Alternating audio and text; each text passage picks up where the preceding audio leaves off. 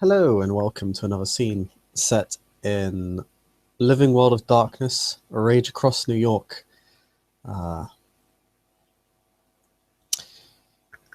As we zoom in from our bird's eye view down to Central Park, to an on-set location known as Garrett's office, or Garrett's whiteboard, or just the rock. And Jacob has arrived to the rock, or the whiteboard rather, for once not to put something on the whiteboard, but rather to talk to the person behind this great invention. To discuss some tidbits of information he's learned and get some input from Ragabash, who is accorded some respect on set, even if he is a filthy Shadow Lord. And filthy he is. If Jacob approaches the rock, he'll see Garrett, cigarette in hand, looking at his whiteboard because it's recently been added to.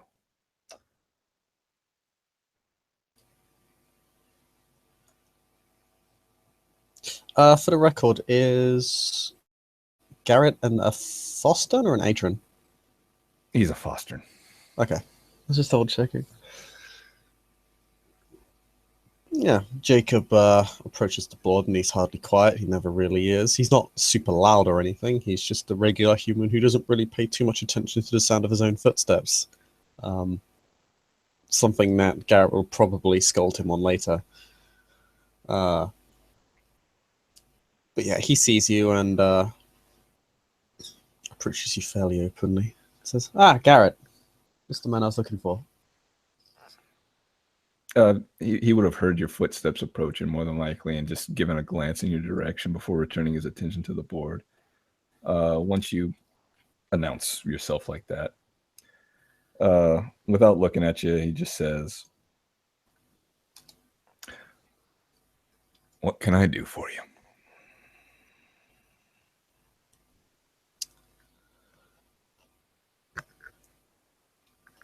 Oh, it's nothing too significant. As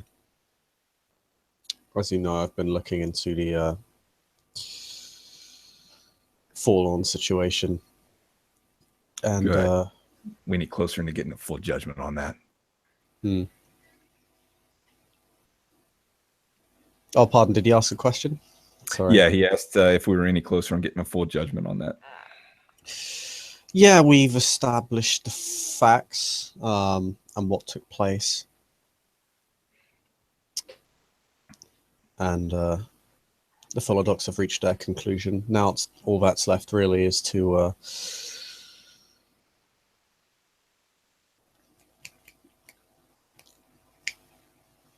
have a meeting with the Theurgis to discuss an appropriate punishment that would appease Great White Mouse. That's the immediate issue that needs to be addressed, and the most important one. Well, there's two issues at play here. Chimnit's the Great White Mouse, and punishment. They don't necessarily need to be intertwined. You have punishment rights for a reason. True. Although I was part of the group that met with Great White Mouse after the incident. The Great White Mouse had demands. Yeah. Alrighty, and did strongly encourage I find a suitable punishment for him.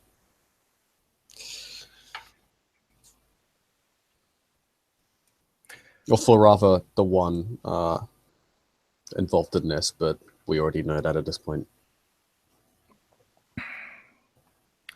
Does it involve his death? Unlikely. Good. I want this matter seen to. I want it corrected. I don't want to lose another warrior.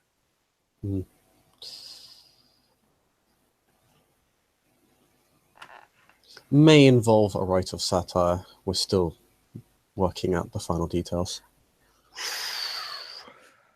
Tough break.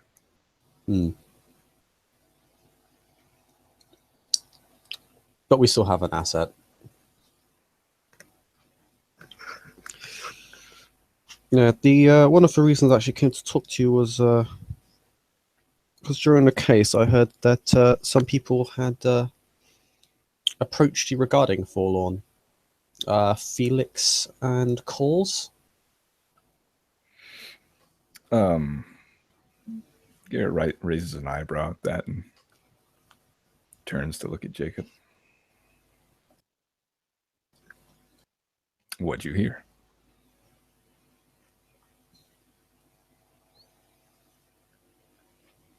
I believe Felix came to meet with you regarding his own investigation regarding who had broken the totem ban, and that you both reached the same conclusion. I reached out to people shortly after the initial howl was made that Great White Mouse revoked their favor. And people quickly told me who it was.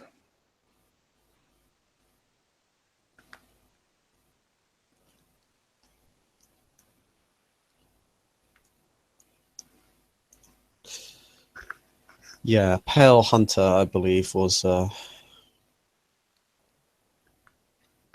was said.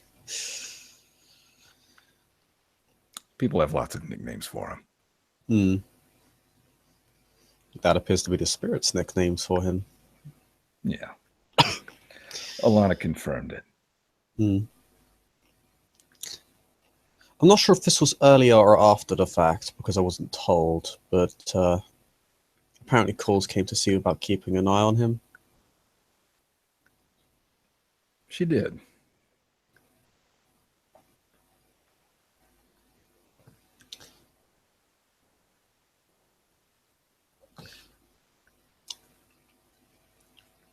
What was that about exactly?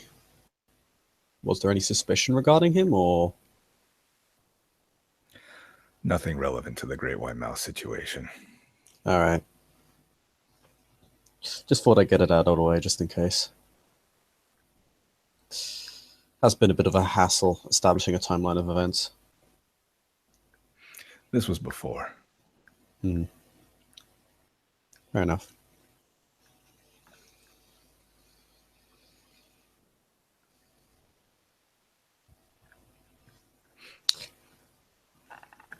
I also thought I'd converse with you on the matter because I was actually advised to speak with you about it.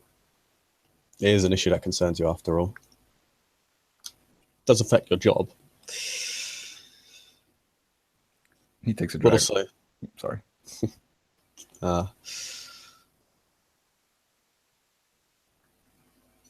also because I'd be somewhat remiss if I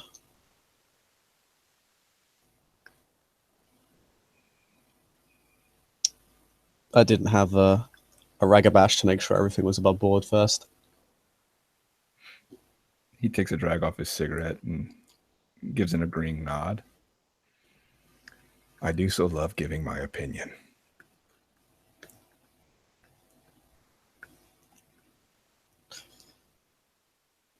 Jacob kind of nods. It's not sardonic, but rather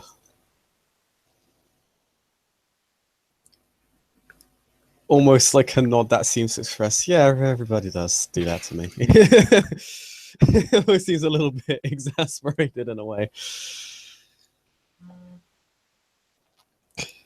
Like he's stealing himself. Almost.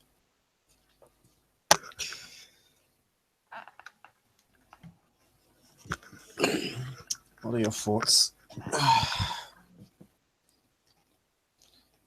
I heard there was a similar situation in the past involving someone called Kachina, but we're not going to be going that far. Kachina was a hell of a situation. Broke multiple bans with some very, very big spirits. Put the entire sept at risk.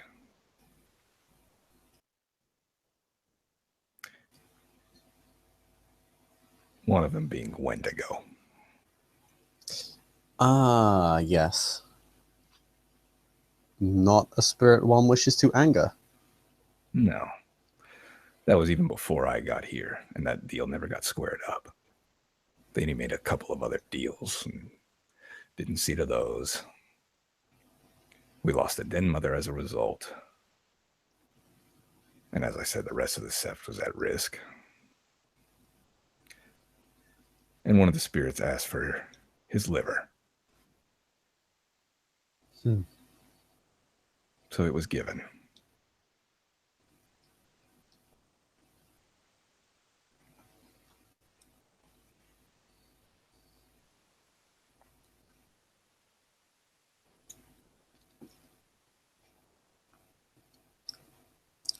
I myself was thinking a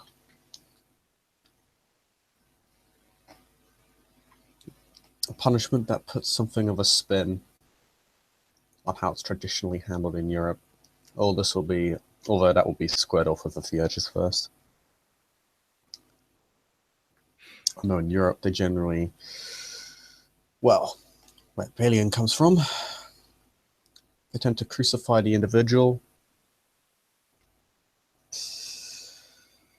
attach mice to their belly, and then let Great White Mouse go at it until she's satisfied. Is that what that contraption being built is? It might be. The meat hook just fits Crucifixion. something different. Garrett takes another drag off his cigarette and gives a shaking of his head. Almost in disbelief, almost sarcastic.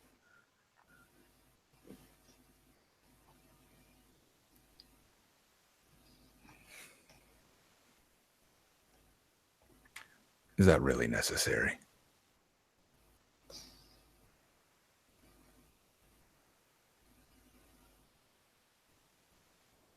Jacob seems to give this consideration.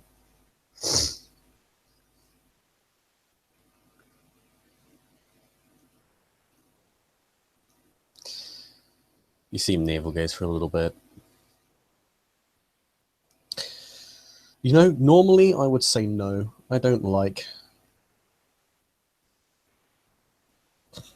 To say I don't like such things is putting it mildly.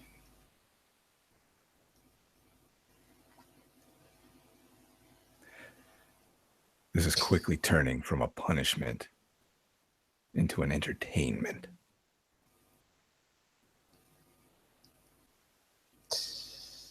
I have noticed a lot of Guru on Sept are eager to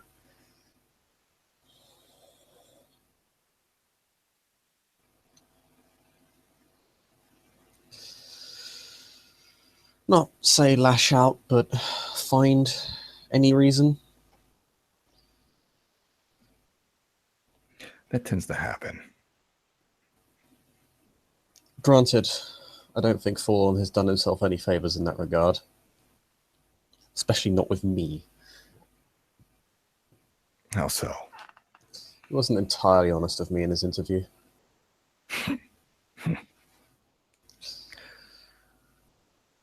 And that has led me to the conclusion that the only reason he confessed to me at all was because he'd known he'd already been caught. Because if he was really regretful of his actions, as he said, he would have come to me sooner, or someone sooner. Instead, he laid low. Tried to wait for it all to blow over. Oh, and then there was that little matter of him, tingling with Will. Oh, yeah. I also heard he broke for veil. He entered a beach party in Glabro. OOC, I believe he has Fair Glabro. Yeah.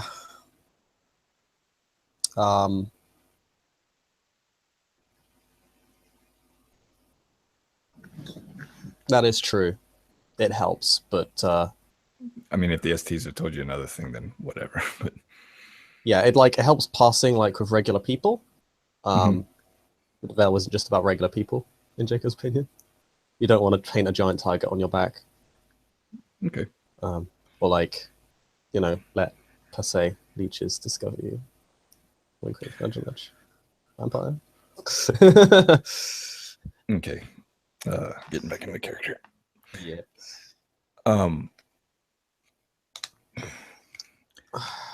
I was going to issue a lesser punishment for the fact that he attacked William in the kinfolk's apartment Mm-hmm. and almost caused a frenzy and actually almost killed William. He snapped his jaw instantly. Fortunately, William is an Arun. William was in Homid, I believe, when that happened, so not exactly smart to go at him with claws. No. I get he needs to be punished. We have punishment rights. We have the satire right. We have right of the, what is it, the jackdaw or whatever. Make him talk funny. I've seen that one before. It's fucking hilarious. Mm. What I have an issue with is nailing him to a cross and putting him in the middle of the set for everyone to see. I don't like a lot of noise. I want people to get back to work doing what they need to do, which is fight the enemy.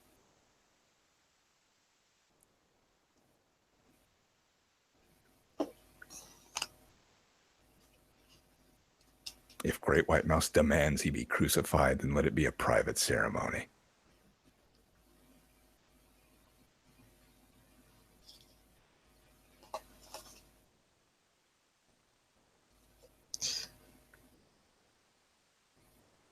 Mm.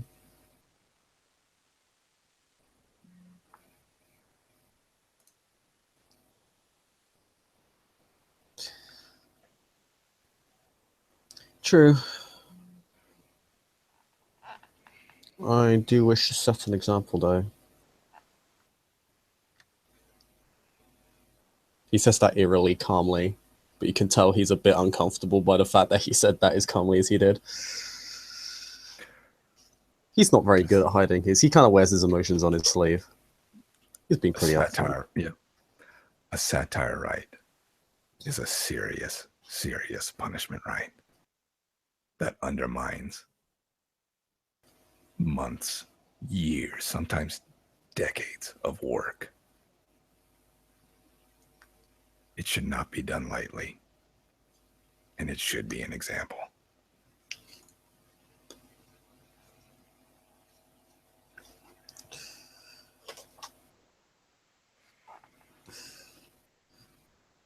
Hmm.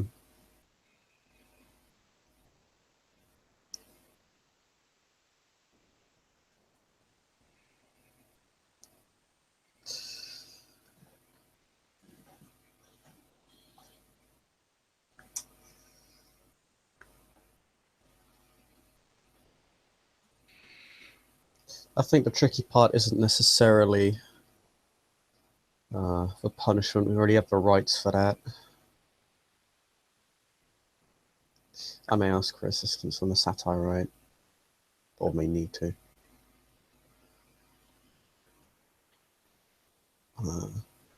The question is chairmanage, because it will almost certainly be some form of blood chairmanage.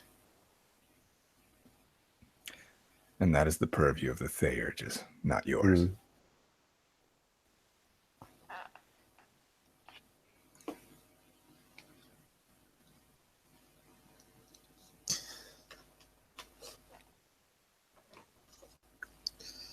You are correct, though. It definitely shouldn't become a needless distraction. Thank you. I'd like for this to be resolved as soon as possible, to be honest. I prefer it when I have less to do. There's also the matter that we currently lost Great White Mouse's favor. Yes. I want it resolved as soon as possible so that we might have that restored. Hmm.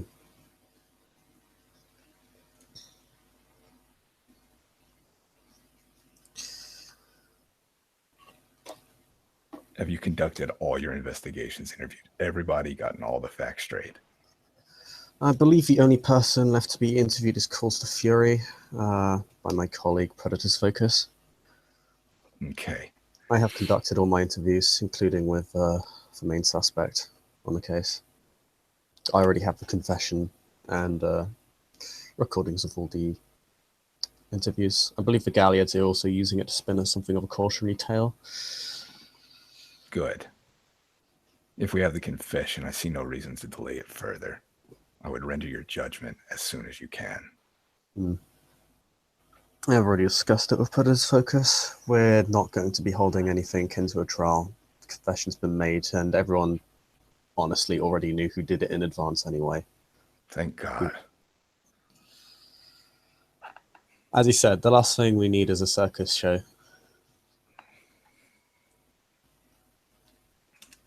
A kangaroo court doesn't really serve anyone.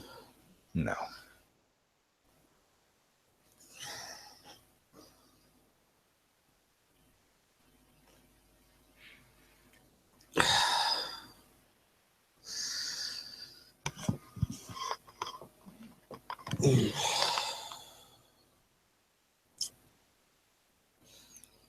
Anything else you need from me? Jacob thinks to himself,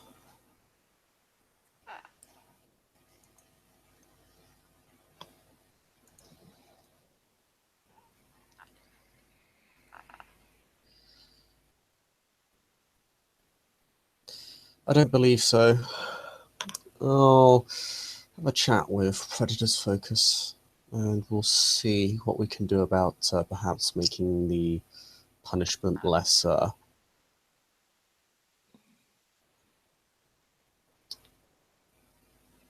Less of a making it less distraction. noise, yes. Well, I'm sure it vindicates many Garo when it comes to Forlorn. You definitely make a valid point.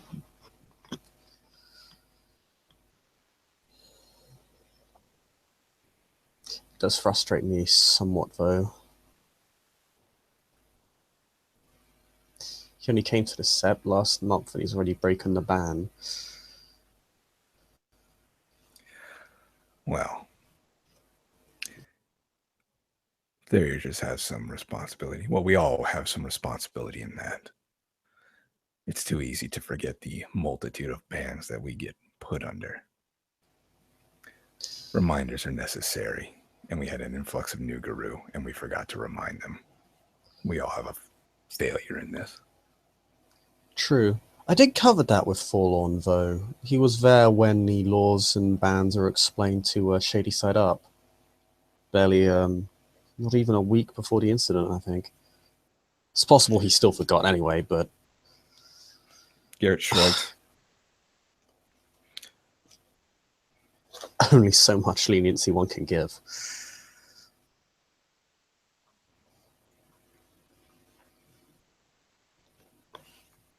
Anyway, yeah. Thanks for the chat. I appreciate it. I'll leave you to your work. Thank you. And Jacob will issue him a wave as he walks off. And if that is all, we can end the scene there. Yep. Thank you, player, for playing. Thank you, watchers, for watching. We'll see you on another episode of Rage Across New York.